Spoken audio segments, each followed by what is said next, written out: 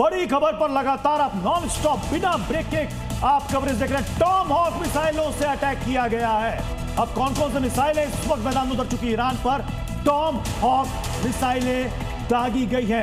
ये मिसाइल कितनी पावरफुल है, कितनी घातक है, कितनी खतरनाक है, हमारे साथ एक बड़ा एक्सपर्ट पैनल इस वक्त जुड़ा हुआ है, वो बेहतर बता पाएगा। लेकिन बड़ी खबर प्रत्युष पहले दर्शकों को जरा बता देते हैं, क्योंकि वीडियो जो सामने आया है वो भी हम दिखाएंगे। टॉम हॉक मिसाइलों से अटैक कैसे हुआ है वो जरूर देख लेना चाहिए। और देखिए, ये बता दे दर्शकों को, अमेरिका की ये देखिए तस्वीर, लंबी दूरी की एक क्रूज मिसाइल है और सटीक निशाना कैसे लगाया जाता है इस मिसाइल को बहुत बेहतर पता है। समुद्र यानी कि जहाज पनडुब्बी से यहाँ पर इसे दागा जाता है। ये तस्वीरें इस वक्त बताती है कि टॉम हॉक मिसाइलों का इस्तेमाल इसमें किया गया है। शाम से जरा बताइए कितनी खतरनाक है। जैसा हमने पहले बताया था, डिस्ट्रॉयर्स लगे वहाँ पे 4 से ज़्यादा। अब्राहम लिंकन है जो ओमान की खाड़ी में खड़ा है और टॉम हॉक मिसाइल्स यूज़ किए गए। बहुत सारे युद्धों में इसका इस्तेमाल हुआ है। सटीक मिसाइल, प्रिसाइज, और इसको भेजना मुश्किल है, तो ये शिप से यूज़ किए जाते हैं और ये सबमरीन से भी यूज़ किए जा सकते हैं। तो टॉम हॉक मिसाइल के साथ जब इंगेजमेंट हुई, सबसे पहले मैं बता दूँ, अभी युद्ध शुरू नहीं हुआ है। आश्चर्य लगेगा आपको सुनकर, युद्ध शुरू नहीं हुआ है। अभी नॉर्दर्न कमांड को रेडी किया है इजराइल ने, और ईरान ने कहा है कि सारी रणनीति अपनी अपनी रेडी कर लें। ये प्रीएम्प्टिव स्ट्राइक है। आज का जो स्ट्राइक है प्रीएम्प्टिव स्ट्राइक है। और उसके जवाब में ईरान ने क्या किया है, पहले ही दिन पिछले साल की युद्ध की नीति को बदलते हुए 8 देश को इन्वॉल्व कर दिया। तो इसको समझिए। और उसके बाद यूनाइटेड नेशन पे गुहार भी लगा दी है। आप समझिए कहां जा रहा है युद्ध, किस तरह से शुरुआत हुई है। से गुहार लगाने से फिर फायदा क्या है टिकू सर? कुछ कर पाएगा यूएन? नहीं, रेजोल्यूशन पास होंगे, कंडेमनेशन होगी, लेक्चर दिए जाएंगे, बट यूनाइटेड नेशन मैंने पहले भी बोला टूथलेस टाइगर है। इस हम युद्ध पर तो कोई असर नहीं पड़ेगा। यूक्रेन में असर नहीं पड़ा। ट्रंप ने बोला मैं ग्रीनलैंड ले लूंगा, उस पर असर।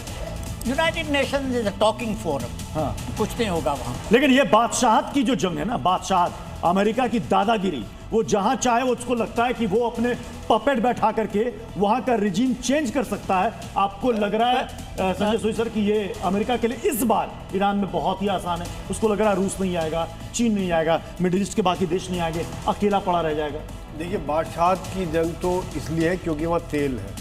ठीक है सर, आपको रोकना होगा, लेकिन नेतन्याहू का इस वक्त एक बहुत बड़ा बयान सामने आ गया है। हमले का मकसद क्या था, ये नेतन्याहू की तरफ से बता दिया गया है। अस्तित्व का जो खतरा था उसको खत्म कर देंगे।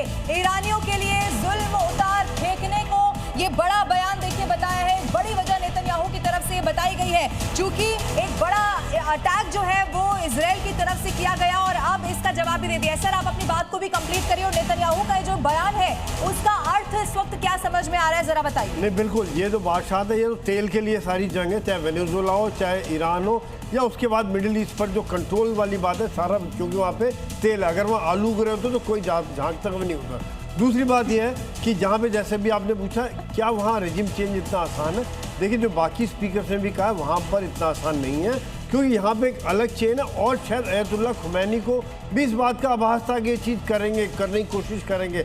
उन्होंने अपना 4 लेवल नीचे तक के सभी स्टेट लेवल पर हर जगह पर उन्होंने कहा उत्तराधिकारी सब निर्धारित कर रहे हैं, ताकि इस तरह का कुछ घटना होती है तो उसके खिलाफ कार्रवाई की जा सके। तीसरी बात, यहाँ पर बूट्स ऑन ग्राउंड अमेरिका के लिए इतना आसान नहीं रहेगा।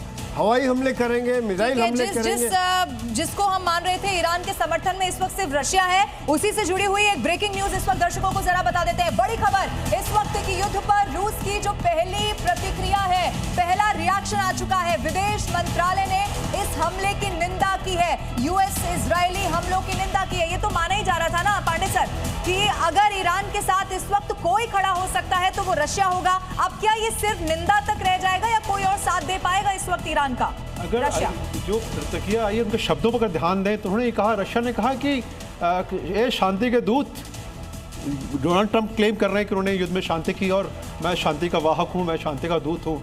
ये क्या हो रहा है, तुम्हारा असली चेहरा सामने आ गया है।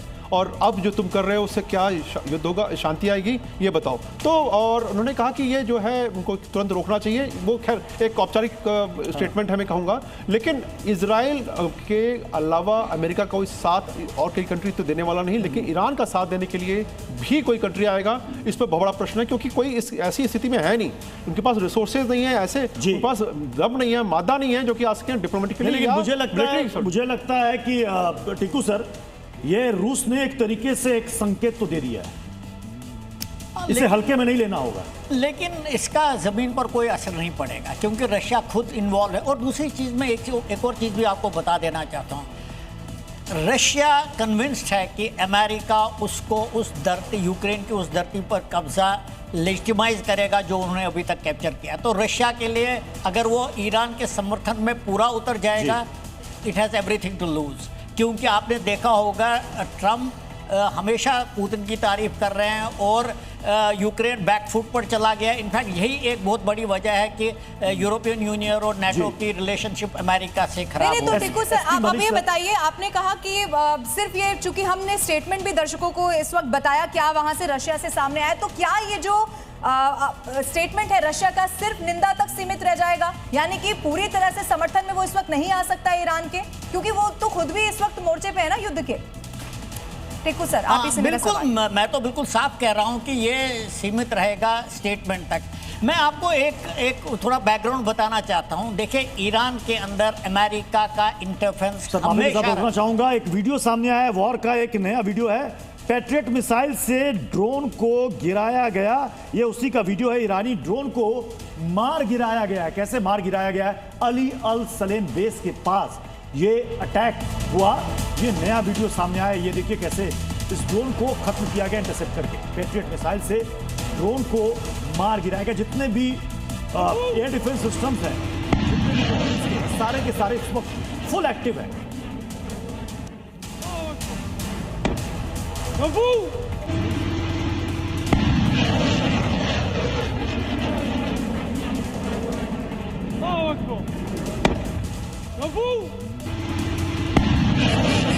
इस वक्त जो तस्वीर हम आपको दिखा रहे हैं, ये पैट्रियट मिसाइल है, यानी कि ये एक एयर डिफेंस मिसाइल सिस्टम है जिसका काम हमला करना नहीं है, बल्कि आती हुई जो मिसाइल होती है उसको रोकना है। और वही काम शाम सर बखूबी कर दिया इस मिसाइल ने, जो इसका काम था।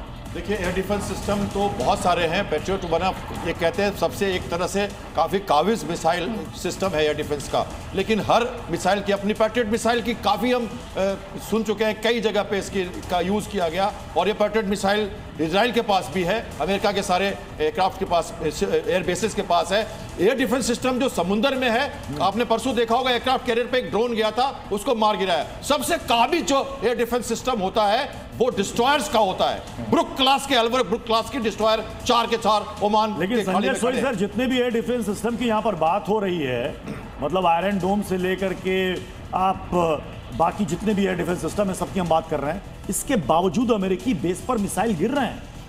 देखिए, मिसाइल तो गिरेंगे तो नहीं है। देखिए, ये तो अटैक किया ईरान ने और बताया कि देखिए हमने अटैक कर दिया, और बकायदा तस्वीर भी जारी कर दी। आपको पता होगा ऑपरेशन सिंदूर में जब सैचुरेशन अटैक्स हुए, एक साथ 400 आप ड्रोन्स भेजेंगे, यही तो है आजकल का स्वयं ड्रोन का अटैक। तो बहुत तरह की आप मिसाइल्स भेजते हैं। जब एक मिसाइल टारगेट पे मारते हैं तो 5-6 दूसरे भी आप डिसेप्टिव मिसाइल्स की तरह की चीजें यूज करते हैं, जिनके ऊपर आपका टारगेट डिसेप्शन होता है। और संजय सोई सर, जो दर्शक इस वक्त जुड़े हुए हैं उनके सामने मतलब एयर डिफेंस सिस्टम ऐसा होता है कि जितनी भी ड्रोन और मिसाइलें हैं सब हवा में नष्ट, ऐसा होता है क्या? नहीं, देखिए, 100 में से कितनी मिसाइलें एयर डिफेंस सिस्टम जैसे हमारा भी अब सुदर्शन चक्र है, लेयर्स में होता है। पहले लॉन्ग रेंज, फिर मीडियम रेंज, फिर शॉर्ट रेंज और फिर पॉइंट एयर डिफेंस सिस्टम, यानी कि जैसे जैसे कुछ खतरा आता है, एक बड़ी खबर मिल रही है, यूएस को बहुत बड़ी धमकी दे दी है ईरान ने, अमेरिकी ठिकानों पर हमला किया जाएगा ये कह दिया है। और खास तौर पर ये देखिए, तेल कंपनियों पर हमले होंगे, साफ कर दिया है, हमारे जवाबी हमले इसी तरह से रहेंगे। कोई नई बात नहीं है, पहले ही मालूम था कि ईरान तो ये करने ही वाला है। इनफैक्ट ईरान ये कर भी रहा है। तमाम अलग अलग मुल्कों में जो अमेरिकी बेसिस है उनको पहले ही इस वक्त ईरान निशाना बना रहा है, और अब बिल्कुल साफ कर दिया है कि तेल कंपनियों पर और हमला किया जाएगा। हमारे साथ और भी मेहमान है, अनुराग शुक्ला जी, आपसे अफसर मेरा सवाल है, इस धमकी को देखकर क्या कहा जाए? ये तो ईरान पहले भी कर रहा है या सिर्फ अब खुद की ताकत दिखाने की कोशिश है? अनुराग जी हमारे साथ जुड़े हैं। सर आपसे सवाल है सर, प्लीज आप इसका रिप्लाई करें सर। जी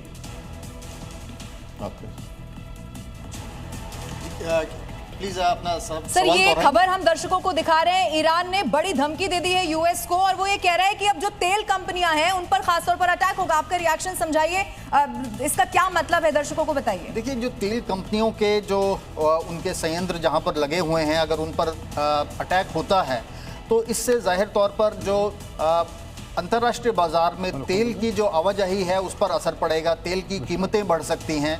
और जैसे कि ईरान ने पहले भी कहा है कि जो स्ट्रेट जो खाड़ी है क्षेत्र है वहां पर जो है वो तेल के समुद्री जो जहाज तेल लेकर इस बीच सर एक बड़ी खबर आ रही है, खामनेई के घर पर ये हमला, और ये न्यूयॉर्क टाइम्स में ये खबर आई है सामने, जिसमें ये खबर है कि खामनेई के घर पर, ये देखिए सैटेलाइट से तस्वीरें बाकायदा ये जारी की गई है। खामनेई के घर पर जब अटैक हुआ है उस वक्त की क्या स्थिति थी, ये सैटेलाइट इमेजेस ये न्यूयॉर्क टाइम्स ने ये जारी की है सैटेलाइट तस्वीर के जरिए। आप देखिए, अब ये किसी को नहीं पता है कि खामनेई इस वक्त कहां है। खामनेई क्या ईरान में है या ईरान से खामनेई निकल चुके हैं? अगर खामनेई वहां से निकल चुके हैं तो वो किस देश की तरफ गए? जो अंदेशा या जो बातें अभी तक कयास में है कि हो सकता है कि वो रूस की तरफ निकल गए हो सकता है वो चाइना की तरफ निकल गए हो, हालांकि ये बिल्कुल स्पष्ट नहीं है। लेकिन न्यूयॉर्क टाइम्स ने ये तस्वीर के साथ खबर छापी है, खामनेई के घर पर हमला। और जैसा कि साफ साफ इजराइल की तरफ से कहा गया था, अमेरिकी प्रेसिडेंट ये हमारे टारगेट पर है, पेजेश्कियान की बात कर रहे थे वो, और साथ ही साथ खामनेई यानी कि ईरान के सर्वोच्च नेता, धार्मिक नेता अयातुल्ला अली खामनेई, यानी कि दो लोग उनके टारगेट पर हैं। साफ बता रहा है, मकसद बिल्कुल क्लियर है, वो रिजीम चेंज चाहते हैं, सत्ता परिवर्तन चाहते हैं। और ईरान कह रहा है आखिरी दम तक हम अपनी लड़ाई लड़ेंगे। हमने उस मस्जिद की तस्वीर भी दिखाई जहां से अपील की जा रही है अमेरिका को मौत मिले, सभी एक साथ आ जाओ। मिडिल ईस्ट के क्या क्या प्रतिक्रियाएं सामने आ रही हैं सभी देशों की। सबसे पहले देख लीजिए भारत, यानी कि किसने क्या कहा है, किसने क्या कहा है वो जरा प्रत्युष बता देते हैं। ये देखिए, यूरोपीय संघ का क्या इसको लेकर स्टेटमेंट सामने आया। नागरिकों की सुरक्षा को प्राथमिकता यहां पर दी जाएगी, अंतर्राष्ट्रीय कानून का पालन करना होगा। स्विट्जरलैंड की भी प्रतिक्रिया इस पर आ गई है, सभी पक्षों में संयम बरतने की अपील हुई है। हालांकि देखिए, अब जो तमाम मुल्क हैं वो आगे भी आ रहे हैं, कैसे इस युद्ध को शांत कराया जाए। मलेशिया कह रहा है संकट के कगार पर मिडिल ईस्ट इस वक्त आ चुका है और अमेरिका और ईरान बातचीत करें, यानी कि युद्ध सोल्यूशन नहीं है, ये तमाम मुल्क इस वक्त कह रहे हैं। ऑस्ट्रेलिया ने कहा है अमेरिका के कदम का समर्थन हम कर रहे हैं। ईरान का परमाणु बनना गलत है। सबसे ज्यादा जो टेंशन इस वक्त तमाम मुल्कों को थी ईरान को लेकर वो यही थी कि वो अपने परमाणु प्लान को धीरे धीरे, और इनफैक्ट कहां तक वो पहुंच चुका था ये कोई नहीं जानता, लेकिन पिछली जो बातचीत हुई खास तौर पर परमाणु को लेकर, अब ऐसे में ईरान देखिए कहां पर अटैक हुआ है वो भी इस वक्त आपके टेलीविजन स्क्रीन पर हम आपको दिखा रहे हैं। और ये मैप बताता है कि ईरान भी अब पीछे हटने को तैयार नहीं है, चाहे मालूम हो कि खामनेई के घर तक ये हमला पहुंच चुका है, लेकिन अभी भी ईरान पीछे हटने को तैयार नहीं है। जी डीके पांडे सर, आप खामनेई के घर पर जो अटैक हुआ आप कुछ बताना चाह रहे थे? जी देखिए, महत्वपूर्ण बात है ये क्यों बताया गया, और न्यूयॉर्क टाइम्स जो कि बहुत महत्वपूर्ण अखबार है और ये माउथ पीस है अमेरिकन एडमिनिस्ट्रेशन का, ये तस्वीरें दिखा रहा है और बता रहा है कि भाई देखिए खुमैनी पर अटैक हुआ। और मैंने पहले भी चर्चा में बताया कि 7 मिसाइलें उनके घर पर जो है मारी गई। इसके पीछे मैसेजिंग क्या है? मैसेजिंग बड़ी क्लियर है कि अमेरिका ये कहना चाहता है कि हमने खुमैनी को समाप्त कर दिया है। लेकिन दूसरी, जब ये अटैक हुआ उसके 1 घंटे बाद खबर आती है कि खुमैनी वहाँ से कहीं और उनको मूव कर दिया गया है। तो सच्चाई क्या है? निश्चित रूप से कहा जाता है कि युद्ध होता है, सबसे पहला जो अटैक होता है वो सच्चाई पे होता है। खबरों तो ये देखिए नया वीडियो सामने आया इजराइल के हमले का, ये सबसे लेटेस्ट विजुअल है, ये नया वीडियो सामने आया। ये देखिए इजराइल ने जो ईरान पर अटैक किए हैं, और ये मुझे लगता है कि सैटेलाइट इमेज है, ये जो तस्वीरें ली गई हैं, ये देखिए जहाँ पर ये मिसाइल्स वहाँ पर गिरे हैं। ड्रोन पिक्चर, ये शायद ड्रोन अटैक, ड्रोन पिक्चर्स है, ड्रोन से ली गई पिक्चर है। और ये देखिए ये एक्सक्लूसिव तस्वीरें आप देख रहे हैं, ये इजरायली अटैक की तस्वीर है। अब ईरान के एक साथ कई शहरों को टारगेट किया गया है। रोविंदर सचदेवा सर भी हमारे साथ इस वक्त जुड़ चुके हैं। रोविंदर सचदेवा सर, आप भी लगातार देख रहे होंगे, 5 घंटे से ज्यादा हो चुके हैं इस वॉर को शुरू हुए। क्या ये 3rd वर्ल्ड वॉर जो बार बार कहा जा रहा है, ये उस ओर जा रहा है क्या? देखिए, मिडिल ईस्ट के लिए तो अगर दुनिया पूरी मिडिल ईस्ट है तो मिडिल ईस्ट में तो वॉर की तरफ जाता दिखता है पूरी दुनिया का। मेरा तो एक्चुअली मानना यह है कि 3 साल से 2022 से दुनिया 3rd वर्ल्ड वॉर में जा चुका है। आज की वॉर्स 100 साल पहले होता था जमीन और सोल्जर्स की तरह मारे गए। आज की वॉर जो चल रही है फाइनेंशियल वॉर भी चल रही है। जब रशिया का $300 बिलियन सेंट्रल बैंक का पैसा ब्रसल्स और न्यूयॉर्क में जब्त कर लिया गया तो वॉर नहीं तो क्या है, सैंक्शंस लगा दी ये वो सारा। एनीवे, अभी जो हो रहा है देखिए, ईरान जो कर रहा है, जो समझ आ रहा है, इजराइल ईरान से दूर है और इजराइल की एयर डिफेंसेस काफ़ी अच्छी हैं, बट फिर भी मानिए 100 फेंके तो उसमें मानिए 5 गिर जाएंगे इजराइल में, right. The point is Iran अब ये टारगेट कर रहा है कि मिडल ईस्ट में जो अमेरिकन एसेट्स हैं उनके मिलिट्री बेसिस हुए, उनकी एम्बेसीज हुई, देखना एम्बेसीज भी आएंगी टारगेट में मेरे को दिखता है, और जैसे आप अभी कह रहे हैं ऑयल इंटरेस्ट, इन पर अटैक करके ईरान का प्रयास ये है कि इन देशों में दहशत फैलाए और ये देश भी ट्रंप पे प्रेशर डाले कि वॉर रोको, क्योंकि इनको अब ये डर हुआ कि हमारे यहाँ मार रहे जा रहे। और from again logistics point of view ये देश ईरान से पास है comparatively, Arab Emirates, Qatar, Saudi इत्यादि, राइट। और यहाँ पर जितनी भी चाहे एयर डिफेंसेस हो, नो डाउट, क्योंकि ये अभी तो अमेरिकन बेसिस पे अटैक कर रहा है। जी, एसपी मलिक सर, मैं आपको शामिल करना चाहूंगा। बढ़ाई है। अब इसमें रूस की तरफ से पहली प्रतिक्रिया तो सामने आ गई, हमले की निंदा करते हैं। चीन की तरफ से अभी तक हम इंतजार कर रहे हैं, क्यों नहीं है? देखिए, चीन रशिया के साथ में बिल्कुल उसी के साथ में है, लेकिन वो अभी जाहिर नहीं करना चाहता। जाहिर है कि रशिया के साथ ही चाइना पीछे से लगा हुआ है, लेकिन वो अभी अपनी प्रतिक्रिया जाहिर नहीं, खुलकर सामने नहीं आना, खुल के सामने नहीं आना। तो किस मतलब आप क्या कह रहे हैं, वो वेट एंड वॉच की स्थिति में है, अभी सब देख रहे हैं, क्योंकि शाम सर तो कह रहे हैं युद्ध तो शुरू ही नहीं हुआ है। हाँ, तो युद्ध शुरू होगा तब वो कूदेंगे, तब आएंगे, या क्या आगे होगा? बिल्कुल वेट एंड वॉच की सिचुएशन में सब बैठे हुए हैं, अब सिचुएशंस को ऑब्जर्व कर रहे हैं, उसके बाद अपनी रिएक्शन। जी कर्नल दीपक, इजराइल पर भी लगातार हमले कर रहा है ईरान। हमने तस्वीरें दिखाई, 9 मंजिला इमारत थी, उसको टारगेट करके वहां पर किया गया, कुछ लोग वहां पर घायल भी हुए। आपको लग रहा है कि इजराइल को बहुत ज्यादा नुकसान पहुंचा सकता है ईरान? नहीं, मुझे नहीं लगता कि ईरान इजराइल को बहुत ज़्यादा नुकसान पहुंचा सकता है।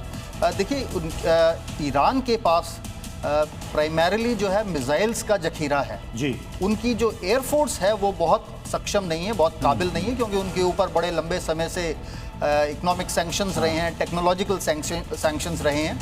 तो उनके जो जितने भी इक्विपमेंट हैं, स्पेशली एयरफोर्स के हेलीकॉप्टर्स हैं, चाहे ये फाइटर जेट कॉम्बैट एयरक्राफ्ट्स हैं, वो सारे बहुत पुरानी टेक्नोलॉजी हैं और उनको स्पेयर पार्ट्स की कमी की वजह से एयरफोर्स बहुत कमजोर है। ठीक है सर, आपको रोक रहे हैं, इस वक्त एक बड़ी खबर मिल रही है, वो दर्शकों को बतानी होगी। इजराइल की हिट लिस्ट क्या है, कौन कौन से नाम इसमें शामिल है, वो हिट लिस्ट इस वक्त सामने आ गई है। बड़ी खबर है, ईरान में इजरायली हिट लिस्ट अब सामने आ चुकी है। लिस्ट में पहले नंबर पर अगर कोई नाम है तो वो है ईरान के सुप्रीम लीडर खामेनी। ये देखिए तस्वीरें इस वक्त आपके सामने है, सबसे आगे आपको नजर आएगा अयातुल्ला अली खामेनी की वो तस्वीर जो इस वक्त उनके निशाने पर है। लेकिन सिर्फ इतना ही नहीं, एक एक करके इस वक्त आपके सामने रख रहे हैं। खामेनी इसीलिए बंकर में चले गए हैं, सुरक्षित जगह पर है, ये भी खबर मिल रही है। हिट लिस्ट एक एक करके कौन कौन से नाम है वो भी अब आपको दिखाते हैं। खामेनी इस लिस्ट में पहले नंबर पे है। चीफ ऑफ स्टाफ जो मुसावी है वो इस वक्त दूसरे नंबर पर बताए जा रहे हैं। तीसरे पर प्रेसिडेंट मसूद है। प्रत्युष जी हाँ, एक एक करके सभी को आप समझते जाइए। प्रेसिडेंट मसूद, इसके अलावा आप देखिए इजराइल की इस हिट लिस्ट में और कौन कौन से नाम है। खामनेई, मसूद, ये सारे जो हैं इनके हिट लिस्ट में हैं। अब सवाल यहां पर यह है कि ये हिट लिस्ट में खामनेई, अटैक हुआ घर पर संजय सोई सर, खामनेई गायब, अब कहां है किसी को नहीं मालूम। पेजेश्कियान ईरान के राष्ट्रपति, वहां पर अटैक किया गया, कहां है इस वक्त किसी को कुछ पता नहीं। ये सस्पेंस कब टूटेगा सर? ये देखिए ऐसा है प्रत्युषी के, एक तो पहले हिट लिस्ट का मतलब है रेजिम चेंज, जिसकी बात बार बार हो रही है। साम दाम दंड भेद किसी तरह से भी वो चाह रहे हैं कि रेजिम बदली हो, वहाँ पे सरकार को हटाया जाए। दूसरी बात, जो हमले हुए हैं, देखिए यहाँ पर अभी कुछ नहीं कहा जा सकता है, क्या वो छुपे हुए, क्या वो बच गए या खत्म हो गए। नहीं, ये भी हो सकता है कि खत्म हो गए हो। ये भी हो सकता है, क्योंकि क्या है कि वहां पर जो खबर आती है 2-2 साल तक के बाद में आता है कि ये मारा गया था, और 2-2 साल के बाद इस तरह। कर्नल दीपक इसमें कुछ जोड़ना चाह रहे हैं? नहीं, देखिए ये कहना अभी बहुत जल्दबाजी होगी कि खामेनी खत्म हो गए हैं, क्योंकि हर एक देश की जो है स्ट्रेटेजी होती है, बड़े लंबे जो है जो टॉप लीडरशिप होती है उसके लिए बड़े प्रोटोकॉल्स और स्टैंडिंग ऑपरेटिंग प्रोसीजर्स होते हैं कि उनको कैसे महफूज रखा जाए। हर एक देश की होती है। तो मैं समझता हूं कि ईरान की जो आर्मी है, ईरान की जो एडमिनिस्ट्रेशन है, रजीम है, वो भी बड़ा प्रोफेशनल है और ये बड़ी बेसिक सी बुनियादी चीजें हैं। इसके ऊपर हम ये कहना कि वो खत्म हो गएंगे बहुत आश्चर्य की बात ये है कि ट्रंप का हिट लिस्ट में ईरान की तरफ से नाम क्यों नहीं है, नेतन्याहू का क्यों नहीं नाम है? अरे उधर से भी तो नाम आने दो कुछ। उधर तो वो नहीं कह रहे, कह रहे हम जवाब देंगे, हम जवाब देंगे। हिट लिस्ट में तो ट्रंप हो ही नहीं सकते। अरे इजराइल की हिट लिस्ट में थोड़ी होंगे ट्रंप, अभी तो इजराइल की हिट लिस्ट दिखा रहे हैं ना हम। नहीं, मैं कह रहा हूँ आश्चर्य की बात है, वो कुछ नहीं कह रहे हैं ऐसा। अरे ये तो कहने की बात है। मैंने आपसे कहा ना, इस बार रिजीम चेंज का माहौल है, इस बार और कुछ माहौल है। रविंदर सचदेवा सर, अगर आप तक आवाज पहुंच रही होगी, रूस की तरफ से एक पहला बयान सामने आया, हम इस हमले की निंदा करते हैं। तो ये सिर्फ बयान भर है या आपको लग रहा है कि रूस कल या परसों तक फुल्ली एंगेज होगा? नहीं, फुल्ली क्या एंगेज, क्या I mean virtually zero engage होगा। क्या एंगेज होगा ये रशिया? आई मीन ये बयान है। आई मीन कुछ कहीं से थोड़ा बहुत सपोर्ट में भी कुछ म्यूनिशंस के सप्लाई, मिसाइल के सप्लाई, चाइना शायद मदद कर सकता है। इंटेलिजेंस के मामले में रशिया भी कर सकता है, सैटेलाइट इंटेलिजेंस की पीछे से मदद। बट एंगेज होने का तो absolutely I may be very very very very wrong, but zero chance है, neither of Russia nor of China. And जहाँ तक बात रही रजीम चेंज की, यस वो ऑब्जेक्टिव है इनका, but as such I think हमारे जैसे सारे एमिनेंट कोलीग्स कह रहे हैं, रजीम चेंज एक अगर होगा, नॉट रजीम चेंज, जो भी होगा आने वाले दिनों में ये बहुत ठीक है। पांडे सर, मेरा सवाल ये है, क्योंकि हम यहाँ पर खामेनेई की भी बात कर रहे थे सर। अब खामेनेई के लिए बताइए ना, चूंकि सर ने कहा, दीपक जी ने कहा कि मैं इसमें एक बात जोड़ना चाहूंगा जल्दी से, उसके बाद मेरा सवाल। हाँ, कि ये मैं ये कह रहा था कि मालूम नहीं कि मरे या जिंदा, ठीक है, कुछ भी ना, हो सकती है, कुछ भी हो सकता है। सबसे पहले जैसे पांडे सर ने बताया था कि सबसे पहला इसका कैजुअलिटी हो तो सच्चाई होती है। ठीक है, और संजय सर अब आप ही इस पर जवाब दीजिए। आपको क्या लगता है कि इस हमले से पहले बंकर में वो छिप गए होंगे या देश छोड़कर चले गए होंगे, या जब इजराइल ने अटैक करना शुरू किया तो उनको मालूम चला कि मेरे घर का नंबर आ सकता है, फिर देखिए ऐसा है कि ईरान को पता था कि क्या क्या टारगेट है, सारी दुनिया को पता है। अमेरिका के पास ऑप्शन कम थे, उनके पास ये लीडर्स हैं, न्यूक्लियर साइट्स हैं, मिसाइल साइट्स हैं, वो ज़मीन से हमला नहीं कर सकते, वो मिसाइल से हवा से हमला कर सकते हैं। उन सब के लिए ईरान ने सोचा हुआ है, उन्होंने अपने बचाव का अरेंजमेंट किया हुआ है। और यहाँ पे चाहे वो खमनेई को छुपाया हो, कहीं पहाड़ों के अंदर छुपाया हो, वो किया होगा उन्होंने। लेकिन यहाँ पर ईरान के पास बहुत ऑप्शन थे। ईरान ने क्या कर सकता है, चाहे वो यही कारण है कि देखिए कई देशों पे एक साथ हमला किया उन्होंने, साथ में उन्होंने। सर, एक और बहुत बड़ी खबर आ रही है जिसके वजह से ये पूरा मामला कहीं ना कहीं शुरू भी हुआ था, उससे जुड़ी हुई खबर है। हिजबुल्लाह की अमेरिका को ये बहुत बड़ी धमकी अब देखने को मिल रही है। अमेरिकी हमले का बदला यहाँ पर लेंगे, ये कहा है। हिजबुल्लाह इतना सक्षम है कि ये भी बताइएगा कि वो अमेरिका से बदला ले ले? सक्षम तो कोई भी नहीं है, लेकिन आग हो ना हो, चिंगारी जलती रहनी चाहिए।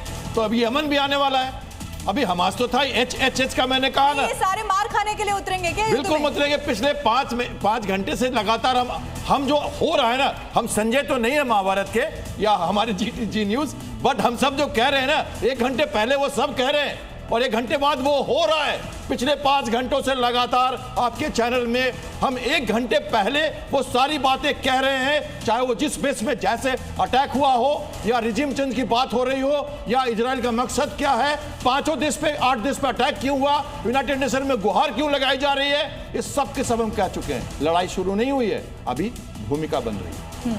तो इजराइल तो पहले ही हिजबुल्लाह हमास की वजह से कह चुका है कि लेबनान पर भी अटैक करेगा, दीपक सर, और अब हिजबुल्लाह ने सीधी धमकी दे दी है। लेकिन ये धमकी भी देखिए इजराइल को नहीं दी, अमेरिका को दी है। देखिए बहुत हास्यास्पद है।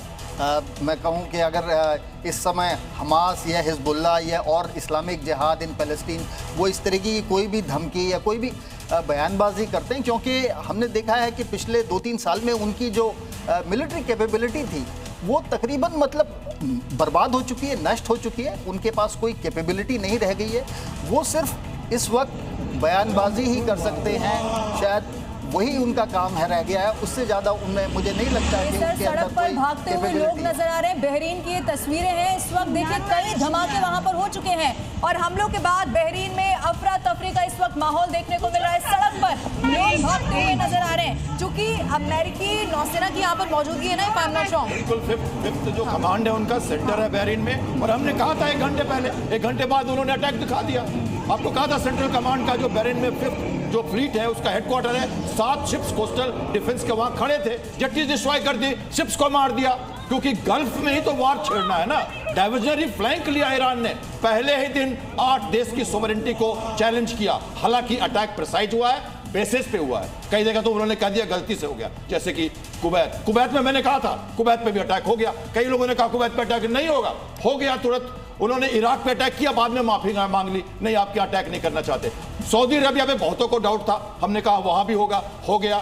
अब वो क्या कह रहे हैं, हम तुम्हारी सोवरेनिटी को चैलेंज नहीं कर रहे, अमेरिका कंटेन करना चाह रहा है, वो इन देशों को पहल में लेके और कह रहा है तुम कुछ मत बोलना, मैं लड़ूंगा तुम्हारे लिए, तुम चुपचाप बैठे रहो, लड़ाई को स्प्रेड मत होने दो, वर्ल्ड इकोनॉमी प्रभावित होगी, किसी लाइंस ऑफ कम्युनिकेशन प्रभावित होगी। ईरान पर और बड़े हमले की आशंका है, यानी कि इजराइल और अमेरिका की तरफ से और बड़ा अटैक यहां पर किया जा सकता है। हालांकि ईरान भी कह रहा है इसके लिए वो तैयार है। ईरान ने कई पड़ोसियों से बात की है, अब सवाल है कि कितने पड़ोसी उसके साथ आएंगे। सऊदी, कुवैत, बहरीन से बात की है, और इन देशों में जहां जहां अमेरिकी एयरबेस है उन सबको टारगेट ईरान ने किया है। और उसके बाद ईरान ने कहा कि ये आप पर हमला नहीं है, ये सिर्फ और सिर्फ अमेरिकी बेस पर हमारा हमला है। और अब उन्हीं पड़ोसियों से बात कर रहा है और ये कह रहा है हमारे साथ आए।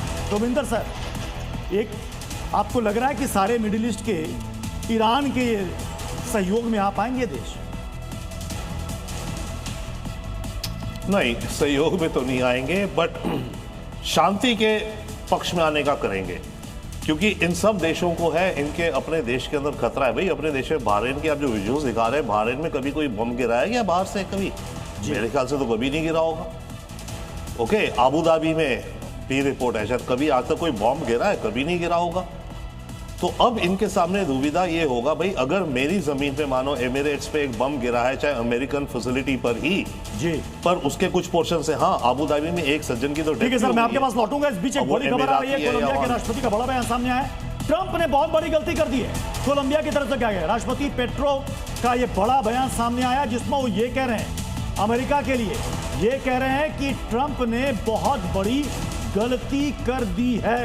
ये कोलंबिया के राष्ट्रपति पेट्रो बोल रहे हैं। देखिए पांडे सर, आप मुस्कुरा रहे हैं, मैं इसलिए मुस्कुरा रहा हूं। और पांडे सर, ये मैं इसमें भूलना नहीं होगा कि लंबे समय तक कोलंबो ये जो है कोलंबिया क्षेत्र प्रभावित रहा है, अटैक में रहा है। बिल्कुल, मैं वही इसी बात में मुझे हंसी आ रही है कि ये तो वेट कर रहे थे कि वेनेजुला के बाद उनका नंबर है, वो कह रहे हैं अरे नंबर तो यहाँ लगना था, आप कहाँ चले गए मिडिल ईस्ट में। इस बात में मुझे हंसी आ रही थी। एक और बड़ी खबर सर मिल रही है, इस पर पूरा जवाब आपका करेंगे, लेकिन ब्रेकिंग न्यूज दर्शकों को बता देते हैं। कतर में अटैक का एक और वीडियो सामने आ चुका है, दिखाएंगे दर्शकों को मिसाइल अटैक कैसे हुआ है। ये देखिए, बहुत जबरदस्त आपको धुआं उठता हुआ सीधे आसमान में नजर आ रहा होगा। ईरानी काउंटर अटैक से बर्बादी वहां पर हो गई है, तबाही की एक्सक्लूसिव तस्वीरें आप देख रहे हैं जी न्यूज पर, और तादाद में आपको वहां पर लोग भी नजर आ रहे होंगे इधर उधर भागते हुए अपनी जान बचाने के लिए। ईरानी काउंटर अटैक से ये तबाही हो गई है। शाम सर, इसको भी जरा समझाइएगा, कतर में अटैक हुआ है एक बार फिर से, क्योंकि पहले अटैक किया और अब ये वीडियो सामने आया जिसमें धुआं उठता हुआ दिख रहा है। देखिए, पूरी कोशिश कर रहा है ईरान, पहले ही दिन जैसे ही 30 टारगेट्स इजराइल ने मारे हैं, और उसको उन्होंने कहा है कि ये प्रीएम्प्टिव स्ट्राइक है। बिल्कुल कहा है नेतन्याहू ने, इसको ध्यान रखिएगा कि ये प्रीएम्प्टिव स्ट्राइक है। डराया उनको और सीधा अटैक किया खamenei के घर पे, मतलब रेजिम चेंज हमें वो हटाना है और पहल करना है पहलवी को लाने का। तो अब आप कहिए, ये अटैक्स जो हो रहे हैं शायद बार बार एक ही मिसाइल सब दिखा रहे हैं, लगातार दिखा रहे हैं। अब जरा मैप के जरिए समझाते हैं कि ईरान ने कहां अटैक किया। डीके पांडे साहब प्लीज स्टिक लेकर के आप वहां पर आइए, और ये देखिए ईरान के ये अटैक वाले इलाके और इनकी इंपॉर्टेंस के बारे में बताइए। सबसे पहला अटैक जैसे यहाँ बहरीन में हुआ है, और दूसरा अटैक जो है कतर में, यूएई में हुआ। और यहाँ दोनों देखिए, जहाँ भी बेसिस हैं 19 यूएस बेस एयर बेसिस हैं मिडिल ईस्ट में, और यहाँ पर सबको टारगेट किया। देखिए, अमेरिका, डोनाल्ड ट्रंप ने कहा आप कोई चिंता मत करिए, आप पर जब पहले इन देशों ने कहा कि आप हमारी भूमि का इस्तेमाल नहीं करते ईरान अटैक के लिए, तो अमेरिका ने कहा कि आप चिंता मत करिए, आपकी सुरक्षा मेरी जिम्मेदारी है। और यही कारण है कि ईरान ने इन सबको अभी टारगेट किया है। 7 बेसों पर अटैक किया गया जहां पर कि इंपॉर्टेंट इनके यूएस एलिमेंट्स हैं। और इन्हीं, अब जो बात की है, अभी आपने खबर सुनी कि ईरान ने पड़ोसी से बात की, उसके पीछे उद्देश्य है भैया कि मैं आपको नहीं टारगेट कर रहा हूँ, आप इसमें बीच मत रहेगा। और हाँ, देखिए, ये तो हुई इनकी बात। ये जो एरिया है ना जहां पर आप देख रहे हो, ये आप कह रहे हो ये 5th फ्लीट का हेडक्वार्टर है अमेरिका का, जो फ्लीट यहाँ पे खड़ी थी जिसको उन्होंने करीब करीब एक तरह से खत्म कर दिया जेट्टी को और एयरबेस को अटैक किया। अब आप बात आती है यहां और यहां, रशिया की फोर्सेज 4 दिन पहले यहां गई है ना, वो अभ्यास करके गई है। रशिया ऐसे चुप नहीं बैठा हुआ है। यहां पे 4 दिन पहले अब्राहम लिंकन यहां खड़ा है और ये चाइना के साथ उन्होंने बड़ा अभ्यास किया था और वही है उनके बेस। यहां पे बेस है रशिया का, यहां पे अमेरिका का भी बेस है जिबूती में, और ये रेड सी है और यहां खड़ा है जेरार्ड फोर्ट जो कवर दे रहा है डिफेंस का इजराइल को, और यहां से होते हुए सुएज कैनाल से जल्दी ही यमन के लड़ाई को झेलने के लिए जेरार्ड फोर्ट खड़ा है। 75 इसमें और 75 इसमें, AW एयरक्राफ्ट और FA-18 F-35 वो निकलेंगे कब सर? ये सारे रेडी है। एयरक्राफ्ट अटैक अभी नहीं होगा। एयरक्राफ्ट अटैक और अगर एक साथ यहां से और यहां से अगर निकल गए तो ईरान की स्थिति, इस बार की लड़ाई यही होने वाली है। पिछली बार इधर हुई थी जी, पिछली बार इधर हुई थी, इस बार इधर होगी। वापस लौटूंगा, मैं आपको आप और विस्तार से समझाएगा। इसी बीच लगातार अपडेट सामने आ रही है वॉर जोन से। इसी बीच एक और अपडेट सामने आ रही है, वो अपडेट जो अभी है कि यूएई ने इस हमले की निंदा की है और खाड़ी देशों को टारगेट करने को लेकर निंदा की है। मिडिल ईस्ट के 8 देश हैं जिनके ऊपर ईरान की तरफ से अटैक किया गया था, जहां पर कि यूएस के बेस थे, और उसी को लेकर यूएई ने इस हमले की निंदा भी की है। प्रत्युष जी हाँ, अब ये देखिए कोलंबिया कह रहा है कि ट्रंप ने बहुत बड़ी गलती कर दी। इंडोनेशिया सामने आ रहा है, इंडोनेशिया ये कह रहा है कि मैं मध्यस्थता करने के लिए तैयार हूं। अब सवाल सबसे बड़ा ये है, यहां पर डीके पांडे सर, मैं जरा युद्ध के बैलिस्टिक मिसाइल्स का बड़ा जखीरा ईरान के पास, कितने दिनों तक वो सस्टेन करेगा सिर्फ मिसाइलों के दम पर, अगर रूस और चीन और बाकी जिन पड़ोसियों से मदद मांग रहा है ना किया तो? बहुत ही महत्वपूर्ण आपने प्रश्न पूछा है, क्योंकि इस युद्ध की लंबाई इसी बात पर निर्भर करती है कि लॉजिस्टिक सपोर्ट, सप्लाई चेन कब तक ईरान की मदद करते हैं, और ये जो कहां से आएंगे ये सारे असला, ये आएंगे ईरान और चाइना से, सॉरी चाइना और रशिया से। अब ये किस प्रकार से ये सप्लाई चेन रहती है, ये बहुत ही इंपॉर्टेंट है ऑब्जर्व करने के लिए, और उस हिसाब से ये लड़ाई चलती रहेगी। क्योंकि जिस प्रकार से बेसिस इन्होंने डिप्लॉय किए हैं और जो निशाना बनाया है 7 बेसिस में, यहाँ पर एयर बेस हैं जहाँ पर कि उनके important decision making command control centres हैं और एयर डिफेंस एसेट्स हैं, तो उनको आपने पहले लक्ष्य बनाया है। उद्देश्य यही है, जिस प्रकार से इजराइल ने अटैक किया 30 ठिकानों पर, उनके टारगेट थे missile, military leadership, political leadership और मिसाइल लॉन्च पैड और न्यूक्लियर साइट, तो उनको पहले आप निष्क्रिय नहीं करेंगे तो आगे की लड़ाई लड़ना मुश्किल है। क्योंकि आजकल मॉडर्न वॉरफेयर में सबसे जरूरी चीज़ है कि जो आपके सिस्टम्स हैं, एयर डिफेंस सिस्टम्स हैं, वो एक्टिवेट होते हैं, उनको धराशायी करें, और उसके लिए सबसे पहले साइबर अटैक। निश्चित रूप से इजराइल ने पिछली बार भी जब जून 2025 में लड़ाई हुई तब भी साइबर अटैक का सहारा लिया, और मदुरई का जो हमारे ऑपरेशन देखा हमने, वहाँ भी साइबर अटैक थे, तो पूरे सभी एयर डिफेंस सिस्टम और बाकी जो कमांड कंट्रोल सिस्टम थे। मैं लौटूंगा आपके पास सर, रिएक्शन मैं ले लेता हूँ जरा। इसी बीच यूरोप की तरफ, यूरोप के अलग अलग देशों से लगातार रिएक्शन से सामने आ रहे हैं, हमले के खिलाफ आवाजें आ रही हैं, हमले के खिलाफ बयान दिए जा रहे हैं। स्पेन ने इस हमले की निंदा की है जो अभी हो रहा है। इजराइल के हमले की निंदा स्पेन के द्वारा की गई है। स्पेन के पीएम ने आधिकारिक बयान देते हुए कहा कि हम एक और वॉर की हालत में नहीं हैं। यूरोप से हमले के खिलाफ ये आवाजें हैं, लेकिन मैं जो ना संजय सोई, मैं सर पाकिस्तान का स्टैंड फिलहाल जानना चाहूंगा, क्योंकि अभी तक जो इनपुट मेरे सामने आ रहा है, जो मैं पढ़ रहा था, उसमें यह है कि यूएस उसके सिर्फ एयर स्पेस का नहीं बल्कि एयर बेसिस का इस्तेमाल भी कर रहा है, जीवानी का इस्तेमाल कर रहा है। तो क्या वो एक तरीके से और बिट्रेल है पाकिस्तान का ईरान को? जी देखिए, ऐसा ये अंडरस्टैंडिंग तो मेरे ख्याल से काफ़ी पहले से थी। बिट्रेल कुछ नहीं, पाकिस्तान तो किसी के साथ भी बिट्रे कर सकता है, इनका स्वभाव ऐसा है। उम्मा कहा जाता है उसका क्या होगा? जो मुस्लिम उम्मा कहा जाता है उसका क्या होगा? मुस्लिम वो किस बात के मुस्लिम थे, किस बात के ख्याल? रमजान के पाक महीने में वो मुस्लिम के ऊपर बड़ी खबर, यूएई पर ईरान का मिसाइल अटैक फिर से हुआ है। ये इस वक्त की बड़ी खबर है। यूएई पर ईरान ने फिर से बड़ा अटैक किया है मिसाइल से। एक तरफ ईरान ये कह रहा है कि सिर्फ और सिर्फ हम अमेरिकी बेस को ही टारगेट कर रहे हैं, लेकिन खबरें सामने ये भी आई कि इसमें सिविलियंस की भी जान जा रही है। इस वक्त ये बड़ी खबर ये है, यूएई पर ईरान का एक और बड़ा अटैक। ये दोनों बातें संजय सोई सर कैसे साथ चल सकती हैं? नहीं, बिल्कुल ऐसा है कि कोलेट्रल डैमेज तो होगा। और बिल्कुल इसमें ईरान ने एक अलग ही स्ट्रेटजी इस बार रखी है, क्योंकि मैं 2-3 बातें क्विकली बताना चाहूँगा। मैं समझता हूँ काफ़ी फास्ट पेस चल रहा है लड़ाई का, कि एक तो यह कि ईरान को समय मिला था, उनको पता था कि अमेरिका ये करेगा, और उन्होंने अपने रिटेलिएशन की तैयारी की थी, अपने लीडर्स को छुपाया और अलग टाइप के टारगेट ढूंढे उन्होंने, जिसका अमेरिका ने सोचा नहीं था कि इस प्रकार से बाकी देशों पे हमला किया रहेगा। और ये मैसेजिंग है उन देशों को, ये मैसेजिंग है मिडिल ईस्ट को। अब वो गुहार लगा रहे कि शांति करो अमेरिका, आप यहाँ से हमारे यहाँ से जंग ना करो, क्योंकि उन देशों में अपनी ताकत इतनी नहीं है कि ईरान का मुकाबला कर सके। मैं थोड़ा सा रिएक्शन सर रविंद्र सचदेव जी से लूंगा। रविंद्र सचदेव साहब, मुझे बताइए सर कि इस टाइम पे क्या इसको फुल ब्लॉन फुल थ्रॉटल वॉर कहा जाना सही होगा? ये स्टेज आप देखते हैं। दूसरा, क्या अलग अलग देश इसमें और शामिल हो सकते हैं, और खासतौर पर खाड़ी के देश जो हैं? या श्योर, ये डेफिनेटली एक फुल थ्रॉटल वॉर है इस समय। आई मीन कंट्रीज एक दूसरे पर बॉम्ब्स गिरा रही हैं, क्रूज मिसाइल्स गिरा रही हैं, ड्रोन्स गिरा रही हैं, एक्सप्लोजन हो रहे हैं, तो फुल फ्लेज वॉर है।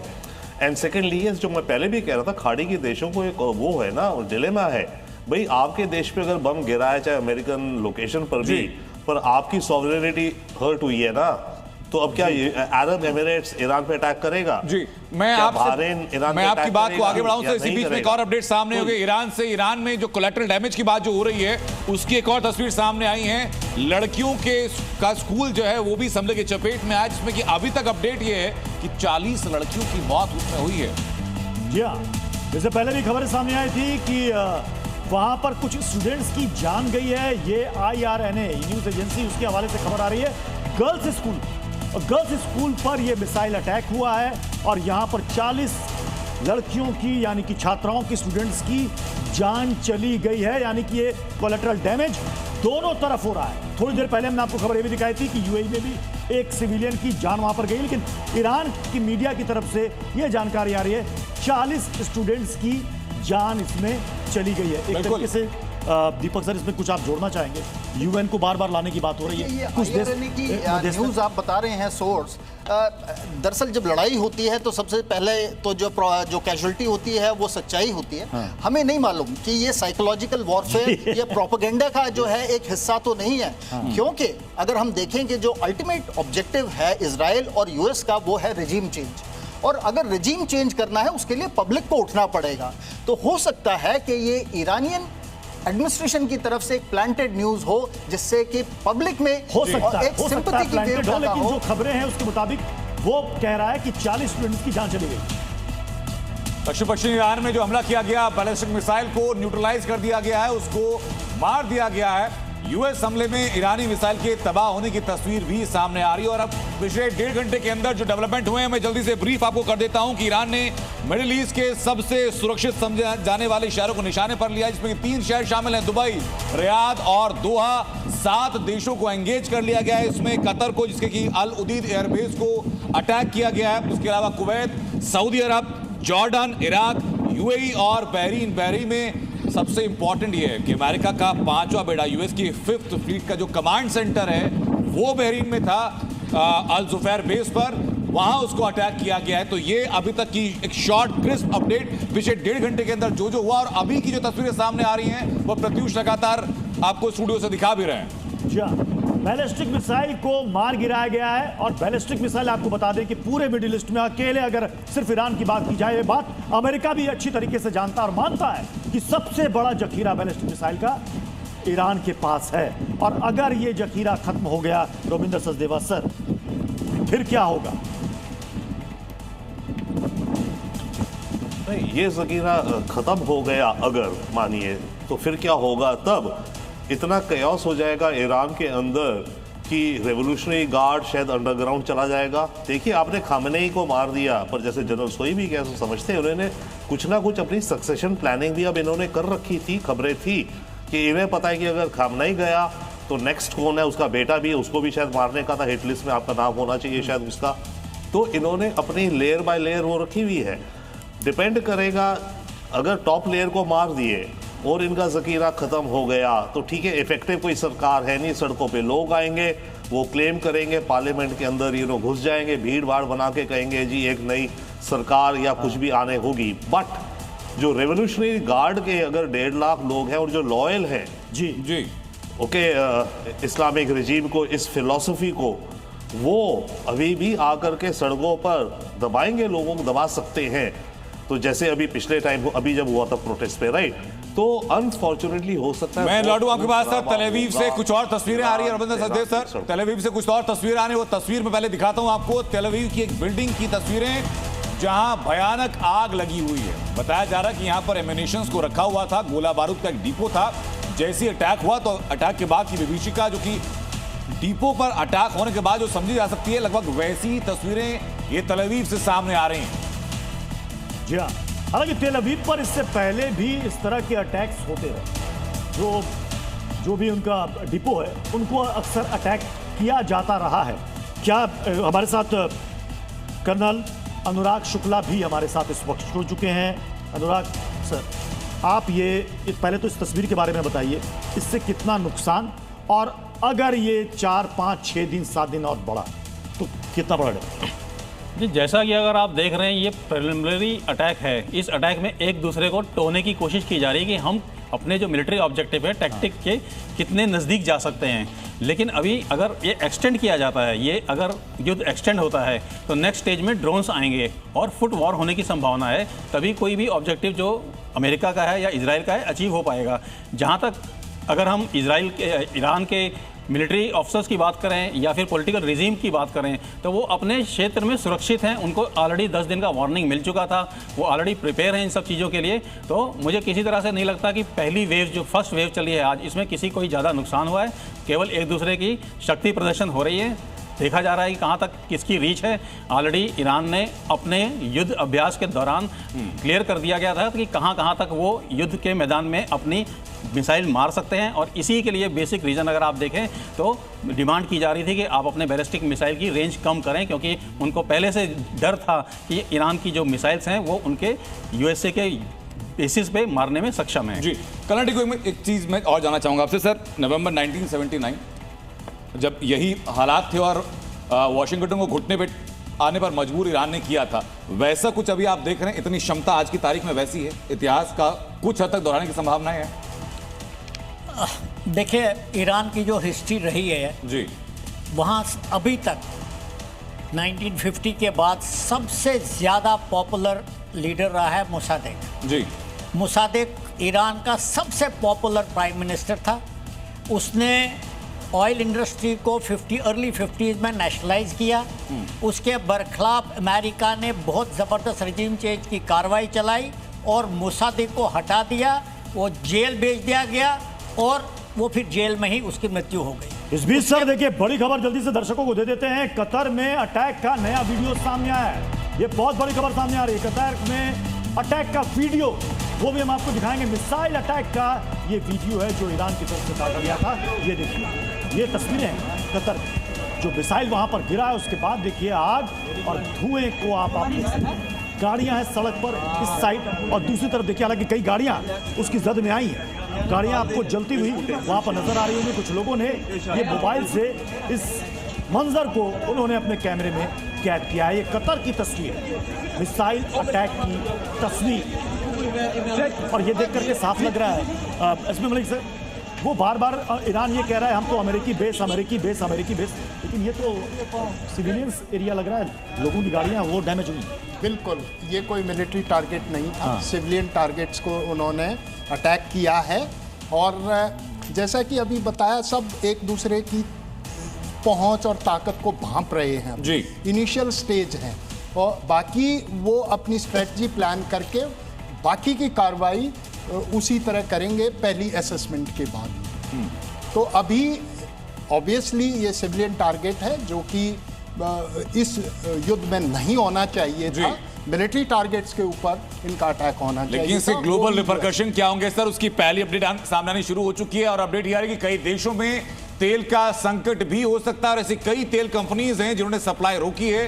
हॉर्मुज से आवाजाही पर चूंकि असर पड़ा है, उसी को लेकर के काफी तेल कंपनीज अपनी सप्लाई को फिलहाल रोक चुकी हैं। तो अगर ये स्थिति ज्यादा लंबा खिंचती है तो मुझे लगता है कि अगले 72 से 84 घंटों के बीच में हालात वैश्विक तौर पर आपको अस्थिर दिखेंगे। बिल्कुल, देखिए स्ट्रेट ऑफ हॉर्मुज से विश्व का 20% ऑयल उधर से ही पास होता है। अगर उसके ऊपर रुकावट आई और ईरान ने उसको बंद कर दिया गया तो ऑब्वियसली जो तेल के भाव हैं वो बहुत बढ़ जाएंगे और उसमें वैश्विक स्तर पे ये कार्रवाई और ये असर इसकी आशंका रविंदर सर ये पहले से जाहिर की जा रही थी स्ट्रेट ऑफ हॉर्मुज से, चूंकि ये बात सही है 20% से भी ज्यादा तेलों का मतलब आवागमन ट्रांसपोर्टेशन वहां से होता है, अगर इसे रोक दिया गया है, हालांकि ये टेम्पररी है, तो ये क्या बाकी देशों में ये तेल के संकट को बढ़ाएगा? दाम बढ़ेंगे, भाव बढ़ेंगे पेट्रोल और डीजल? जी हाँ, बिल्कुल बढ़ेंगे। और याद रखिए स्ट्रेट ऑफ हॉर्मुज से जो तेल आता है वो इराक का जो तेल है इसके जरिए आता है, कुवैत का तेल यहाँ से आता है, सऊदी अरब का भी आधे से ज़्यादा तेल ईस्ट कोस्ट यहाँ से आता है। ओके, सऊदी अरब दूसरी तरफ रेड सी की तरफ है तो वहाँ से बल्कि कम 30% पर ज़्यादा तेल सऊदी का जो एक्सपोर्ट है यहाँ से होता है। तो इससे दुनिया की ऑयल मार्केट्स में फर्क पड़ेगा। एक पॉइंट और है, ईरान ने जो अब कहा